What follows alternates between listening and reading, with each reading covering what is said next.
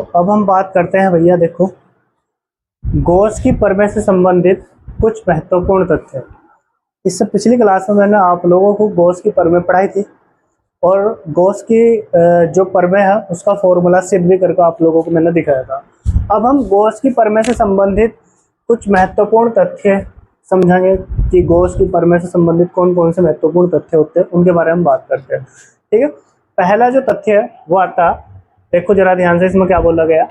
Gauss की प्रमेय के अनुसार किसी भी बंद पृष्ठ से होकर गुजरने वाला विद्युत फ्लक्स उस पृष्ठ के आकार पर निर्भर नहीं करता है। ठीक है, गॉस की प्रमेय के अनुसार किसी भी बंद पृष्ठ पर उपस्थित किसी भी बंद पृष्ठ से होकर गुजरने वाला जो विद्युत फ्लक्स होगा वो उस पृष्ठ के आकार पर निर्भर नहीं करने का कि उस पृष्ठ का आकार कैसा है, उसकी शेप कैसी है, उस पर निर्भर नहीं करने का। ठीक है, जैसे देखो यहाँ पे मैंने एक ट्राइंगल बनाया फर्स्ट फिगर में, सेकंड में मैंने क्या बनाया, एक यहाँ पर स्क्वायर बनाया। ठीक है, और थर्ड नंबर में मैंने एक सर्कल बना दिया, उसके बाद एक अन्य स्ट्रक्चर बना दी, मतलब कोई ऐसी संरचना बना दी, ऐसा पृष्ठ बना दिया जिसकी कोई संरचना ही नहीं है स्ट्रक्चर। ठीक है, तो अगर मैं इन पृष्ठों की बात करूं, मान लो इन पृष्ठों पर क्यों आवेश क्यों आवेश क्यों आवेश क्यों आवेश, यानी कि एक समान आवेश उपस्थित था। ठीक है, और इनकी आकृति अलग अलग थी, तो इनसे होकर गुजरने वाला अगर मैं विद्युत फ्लक्स निकाल लूंगा तो इस पर देखो क्यों आवेश उपस्थित था। ठीक है, इसके लिए अगर मैं विद्युत फ्लक्स निकाल लूंगा तो विद्युत फ्लक्स, ठीक है, ट्राइंगल के लिए क्या होगा, Q अपॉन एप्सिलॉन नॉट। भाई विद्युत फ्लक्स का फॉर्मूला ये तो पढ़ा था मैंने गॉस की प्रमेय के अनुसार कि किसी भी बंद पृष्ठ होकर गुजरने वाला कुल विद्युत फ्लक्स उस बंद पृष्ठ पर उपस्थित आवेश का 1 अपॉन एप्सिलॉन नॉट गुना होता है। ठीक है, तो यानी कि Q बराबर फाइनाइट बराबर यहाँ पर हो गया Q अपॉन एप्सिलॉन नॉट, ये हुआ। ठीक है, इसी तरीके से यहाँ पर देखो ये दूसरी आकृति ली मैंने एक, ठीक है, स्क्वायर लिया। ठीक है, इसके लिए अगर मैं विद्युत फ्लक्स निकाल लूंगा तो इस पर भी देखो क्यों आवेश उपस्थित है, इसकी आकृति अलग है। इसके लिए अगर मैं विद्युत फ्लक्स निकाल लूंगा तो विद्युत फ्लक्स क्या होगा, फाई बराबर क्यू अपॉन एप्सिलॉन नॉट। इसी तरीके से सर्कल के लिए निकाल लूंगा तो सर्कल के लिए देखो इस पर भी क्यों आवेश उपस्थित है। ठीक है, आकृति देखो अलग आ गई। ठीक है, पृष्ठ की आकृति होगी थी, ठीक, अलग होगी यहाँ पर। इसके लिए अगर विद्युत फ्लक्स निकाल लूंगा तो फाई बराबर क्यू अपॉन एप्सिलॉन नॉट, ये होगा। ठीक है, फिर ये मैंने कोई ऐसी संरचना बना दी जिसकी कोई फिक्स आकृति ही नहीं है। ठीक है, अनइंटरप्टेड वो होगी हमारी यहाँ संरचना। ठीक है, तो फाई बराबर इसके लिए भी क्यू अपॉन एप्सिलॉन नॉट। ठीक है, देखो प्रत्येक आकृति के लिए जो विद्युत फ्लक्स है उसका मान Q upon epsilon not, Q upon epsilon not, Q upon epsilon not, Q upon epsilon not एक समान दिखाई दे रहा। इसका मतलब है कि जो विद्युत फ्लक्स है, किसी भी बंद पृष्ठ से होकर गुजरने वाला जो विद्युत फ्लक्स है वो उस पृष्ठ के आकार पर निर्भर नहीं करने का कि उस पृष्ठ का आकार कैसा हो, वो कैसा भी पृष्ठ हो उससे होकर गुजरने वाला विद्युत फ्लक्स हमेशा Q अपॉन एप्सिलॉन नॉट के रूप में वह प्राप्त होगा। ठीक है, तो पहला पॉइंट ये होगा। अगले पॉइंट की बात करते हैं हम। दूसरा महत्वपूर्ण तथ्य है, गॉस की प्रमेय के अनुसार किसी बंद पृष्ठ से परिबद्ध कुल आवेश का अर्थ उस पृष्ठ के कुल आवेश के बीजगणितीय योगफल के बराबर होता है। ठीक है, मान लो हमारे पास कोई बंद पृष्ठ है, ठीक है, और अगर मुझे इसका कुल आवेश निकालना, ठीक है, तो कुल आवेश क्या होगा इसका। ठीक है, यहाँ पर ये लगाया मैंने सिग्मा का साइन, इसका मतलब होता है कुल आवेश निकलेगा यहाँ पर। ठीक है, तो इसका बीजगणितीय योगफल होगा हमारा Q1 plus Q2 plus Q3 plus Q4 plus Q5, यानी कि सारे आवेशों को उठाकर जोड़ कर लिख देंगे, यानी कि उसका बीजगणितीय योगफल निकालना है, टोटल निकालना है। ठीक है, फिर इसके बाद तीसरा पॉइंट है हमारा, गॉस की प्रमेय के अनुसार, ठीक है, तीसरा तथ्य, गॉस की प्रमेय के अनुसार किसी भी बंद पृष्ठ से होकर गुजरने वाला विद्युत फ्लक्स आवेशों के वितरण पर निर्भर नहीं करता है, आवेशों के वितरण पर निर्भर नहीं करता। ठीक है, मतलब अगर हमारे पास कोई भी बंद पृष्ठ है, ठीक है, अगर उस पर अलग अलग प्रकार से आवेश वितरित है, ठीक है, तो उसके आवेश के वितरण पर निर्भर नहीं करने का विद्युत फ्लक्स। देखो जरा ध्यान से, यहाँ पर ये एक आवेश बंद पृष्ठ था, ठीक है, इस तरीके से बंद पृष्ठ था, एक आवेश बिंदु ए पर स्थित था Q अपॉन 2, ठीक है, दूसरा आवेश के बिंदु पर स्थित था, मैंने मान लिया Q अपॉन 2। कुल आवेश मैंने निकाला Q/2 प्लस Q/2, इन दोनों को जोड़ा, जोड़ कर 2Q/2 आया, 2 से 2 कैंसिल करके क्या आया Q। विद्युत फ्लक्स निकाल लूंगा तो फाइनाइट इक्वल टू Q/ε0। ठीक है। इसी तरीके से अगली संरचना में मैंने देखो अलग अलग प्रकार से वितरित कर दिया, आवेशों को अलग अलग प्रकार से वितरित कर दिया। ए बिंदु पर Q/2, बी बिंदु पर Q/4, ठीक है, सी बिंदु पर Q/2 और डी बिंदु पर -Q/4। इस तरीके से मैंने आवेश इन पर वितरित कर दिया। फिर इनका कुल आवेश निकालने की कोशिश करी मैंने। ए बिंदु के लिए Q/2 था, बी बिंदु के लिए Q/4 था, सी बिंदु के लिए Q/2 और डी बिंदु के लिए -Q/4 था। ये देखो प्लस का Q/4 माइनस का Q/4 एक दूसरे से कैंसिल आउट होगी, बचा क्या Q/2 प्लस Q/2। ये मैंने यहाँ पर लिख दिया, इन दोनों को जोड़ा, ठीक है, 2Q/2 आया, 2 से 2 कैंसिल, यहाँ पर क्या बचा Q। ठीक है, तो अब देखो यहाँ पर आवेश आया Q, इसके लिए विद्युत फ्लक्स अगर निकाल लेंगे तो फाइनाइट बराबर Q/ε0। ठीक है, यहाँ पर आवेश अलग प्रकार से वितरित था, यहाँ पर भी आवेश अलग प्रकार से वितरित था। ठीक है, यानी कि आवेश का वितरण अलग अलग प्रकार से रखा था। तो वहां पर अगर विद्युत फ्लक्स निकाला हमने फाइनाइट तो Q/ε0 प्राप्त हुआ। इधर भी देखा तो इधर भी क्या प्राप्त हुआ, फाइनाइट इक्वल टू Q/ε0। यानी कि इसका मतलब है अगर हमारे पास कोई भी बंद पृष्ठ है और उस पर आवेश अलग अलग प्रकार से वितरित है, ठीक है, तो उससे होकर गुजरने वाला जो विद्युत फ्लक्स है वो भी एक समान होगा, यानी कि वो उसके वितरण पर निर्भर नहीं करने का, उसका मान भी Q/ε0 के रूप में ही हमें प्राप्त होगा। ठीक है, अब नोट करो जरा से, इस आगे का भी पढ़ाता हूँ।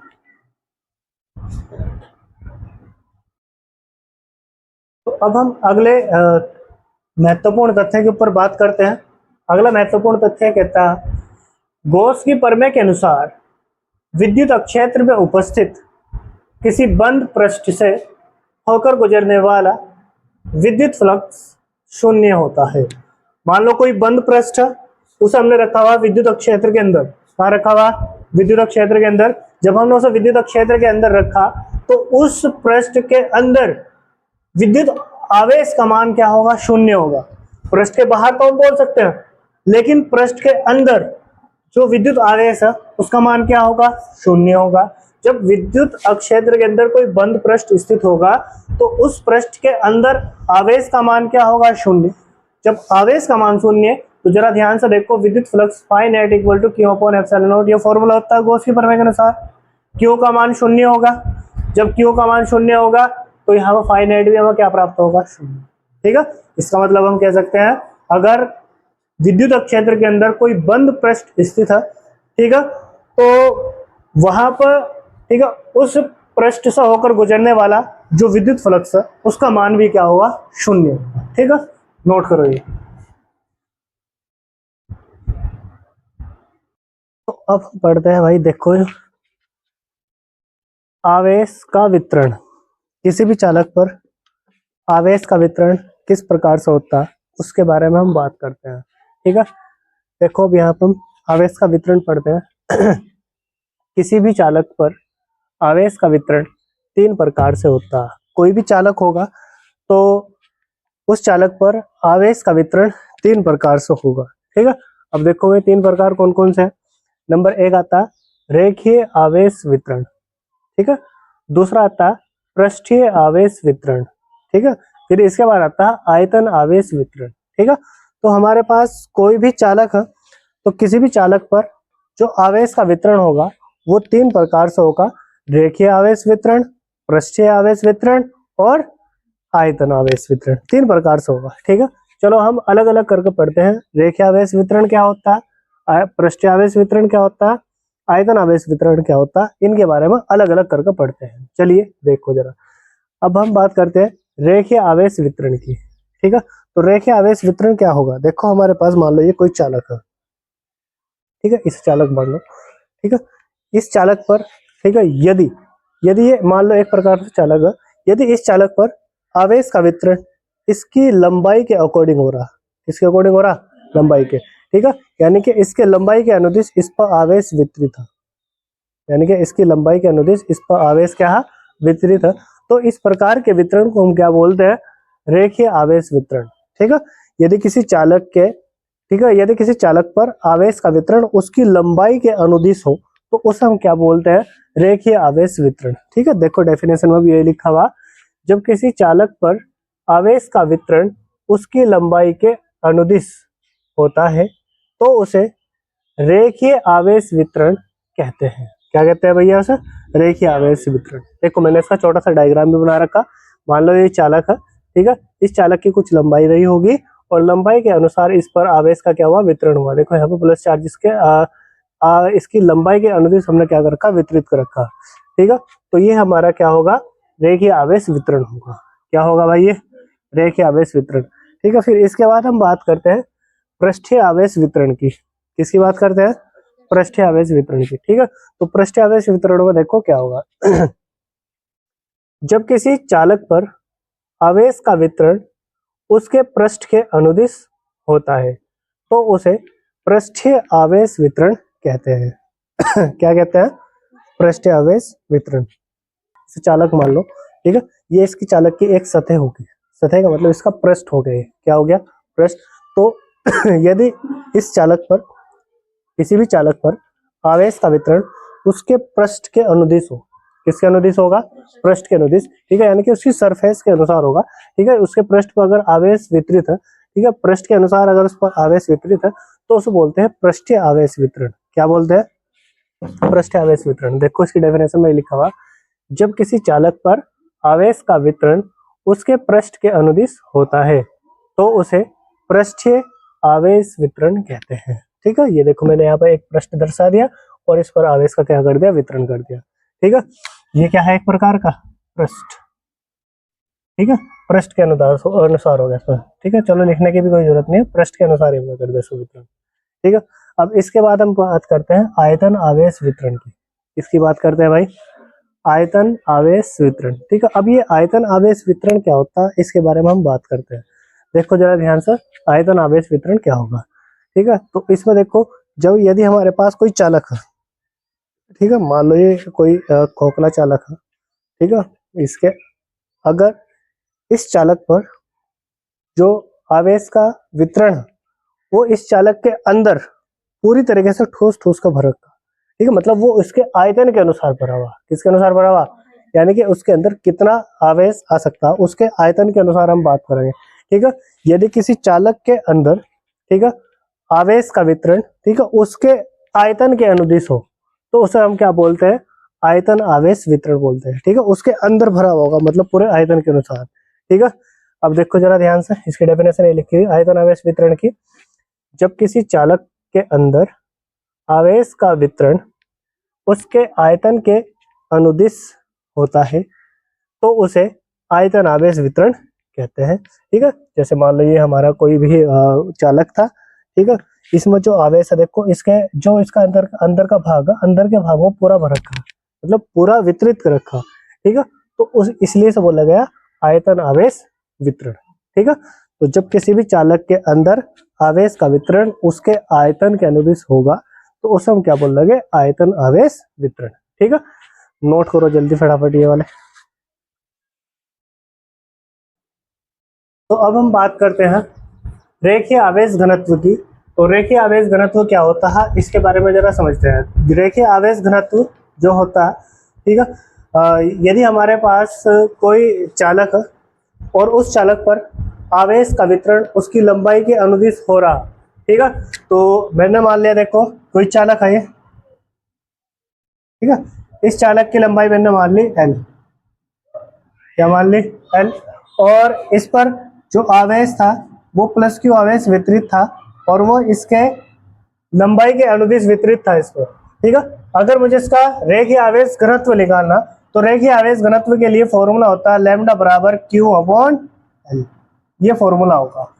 ठीक है, जितना आवेश उसके ऊपर उपस्थित होगा और उसकी लंबाई को अगर हम उसके अनुपात में रख देंगे, ठीक है, तो हम प्राप्त होगा इसका रेखीय आवेश घनत्व। ठीक है, तो क्यू अपॉन एल ये इसका फॉर्मूला होता है। यदि मैं इस लंबाई, इसकी जो लंबाई है जो एल है, एल का मान कितना कर दूं, 1 मीटर, कितना कर दूं, 1 मीटर। यदि मैं इसकी लंबाई 1 मीटर कर दूं, ठीक है, तो 1 मीटर करने से क्या होगा देखो, लैम्डा बराबर क्यू अपॉन एल का मान कितना होगा 1, तो लैम्डा बराबर कितना प्राप्त होगा हमें, क्यू, कितना प्राप्त होगा, क्यू।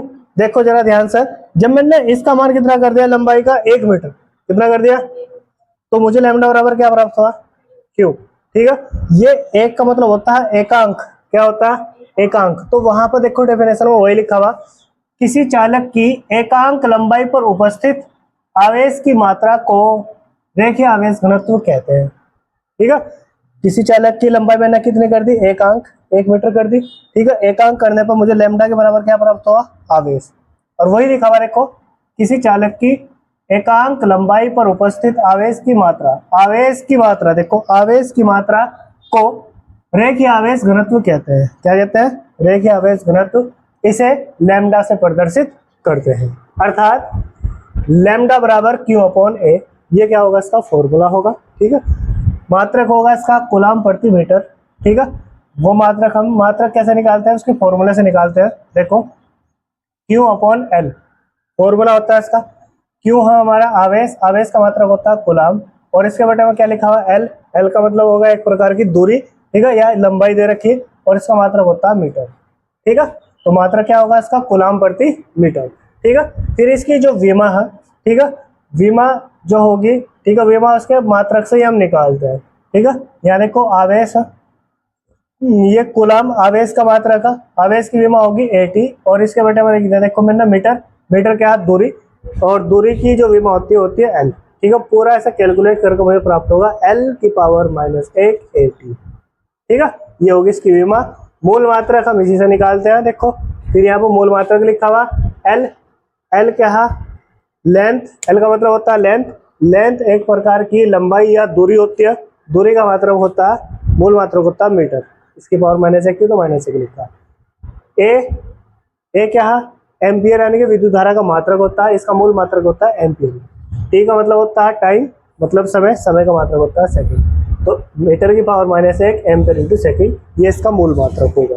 ठीक है, फिर इसके बाद हम बात करते हैं पृष्ठीय आवेश घनत्व की। किसकी बात करते हैं भाई, पृष्ठीय आवेश घनत्व की। तो पृष्ठीय आवेश घनत्व क्या होता है, ठीक है, तो पृष्ठीय आवेश घनत्व में क्या होगा, जो हमारा चालक है, यदि चालक पर आवेश का वितरण उसके पृष्ठ के अनुदिश हो रहा, ठीक है, तो उसके पृष्ठ के अनुदिश हो रहा, तो पृष्ठ के अनुदिश यानी कि पृष्ठ के अनुसार हम क्या निकालते हैं, उसका क्षेत्रफल। क्या निकालते हैं, क्षेत्रफल। ठीक है, तो अब देखो जरा ध्यान से, यदि अब क्या हुआ, ये मेरे पास कोई पृष्ठ है, ठीक है, इस पृष्ठ पर आवेश का वितरण हो रखा पृष्ठ के अनुदिश, ठीक है, और पृष्ठ का क्या निकालते हैं, क्षेत्रफल। ठीक है, तो पृष्ठीय आवेश घनत्व का मतलब होगा हमारा, ठीक है, जो हमारा पृष्ठ के अनुसार इस पर आवेश का वितरण होगा। ठीक है, तो पृष्ठीय आवेश घनत्व को हम प्रदर्शित करते हैं सिग्मा से। ठीक है, सिग्मा बराबर फॉर्मूला आता है क्यू अपॉन ए। ए का मतलब होगा इसका क्षेत्रफल, ठीक है ना, पृष्ठ का क्षेत्रफल कितना होगा।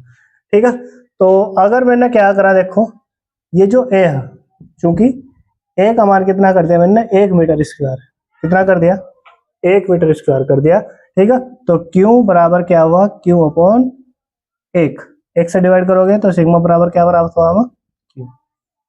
ठीक है, तो वही चीज लिखी हुई यहाँ पर देखो, 1 मीटर स्क्वायर करने का मतलब होता है एकांक। क्या होता है, एकांक। वही लिखा हुआ देखो है डेफिनेशन में, किसी चालक के एकांक का क्षेत्रफल पर उपस्थित आवेश की मात्रा को ही पृष्ठीय आवेश घनत्व कहते हैं। ठीक है, देखो मैंने इसका जो क्षेत्रफल है वो कितना करा, 1 मीटर स्क्वायर। 1 मीटर स्क्वायर करने से क्या हुआ, सिग्मा के बराबर क्या आ गया, क्यू। ठीक है, यानी कि किसी चालक के एकांक आयतन पर उपस्थित आवेश की मात्रा को ही, ठीक है, पृष्ठीय आवेश घनत्व कहते हैं। क्या देखो बराबर आ गया, ये इसके अनुसार हमने डेफिनेशन बना की। इसे हम सिग्मा से प्रदर्शित करते हैं, किससे प्रदर्शित करते हैं, सिग्मा से। ठीक है, अर्थात इसकी सिंपल सी डेफिनेशन है, किसी चालक के एकांक क्षेत्रफल पर उपस्थित आवेश की मात्रा को ही पृष्ठीय आवेश घनत्व कहते हैं।